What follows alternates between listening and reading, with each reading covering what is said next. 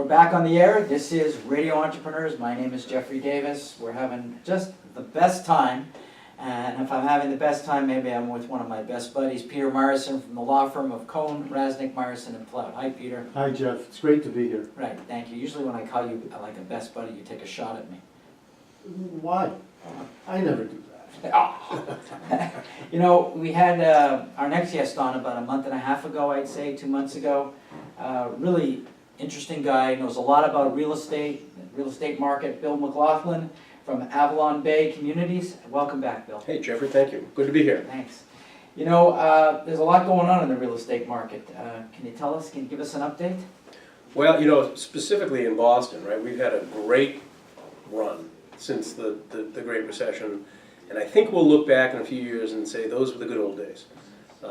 In particular, I think we've had a fantastic set of drivers for demand. The Boston economy has outperformed what people would have expected.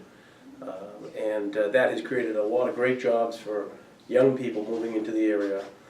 You combine that trend with the urbanization trend, which everyone's getting closer to transit, closer to downtown. People are a lot more concerned about their carbon footprint, and so they're living in more efficient buildings, smaller buildings, and that leads to, you know, a real renaissance in downtown Boston, Cambridge, Brookline, in terms of some really high quality new residential developments, many of which have fantastic restaurant or entertainment space or retail space at the base.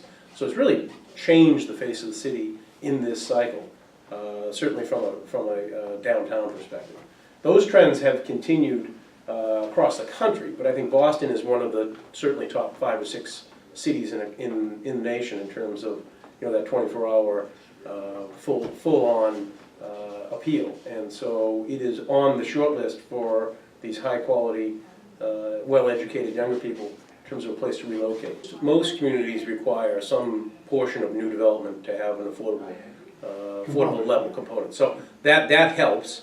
The overall fact that we're adding to the housing stock helps, because if you think about it, I analogize it to new cars, right? A new Lexus is $97,000. Not everyone can afford it, but there are plenty of used Toyotas on the road. So every time you build a high-rise tower with $1 million condominiums or $3,000, $4,000 a month rents, that makes that old walk-up in Alston or Brighton that much cheaper. Has to be more competitive in the marketplace as a result of just a growth in supply. The other thing that's really fueled this particular cycle has been really cheap money. And that is one of those items which causes us in the business to have some concern. You know, it's really easy to afford $1 million condo when your mortgage is 2.79% or whatever it may have been. You bump that up to 5% or some historical average, and the affordability really gets clobbered.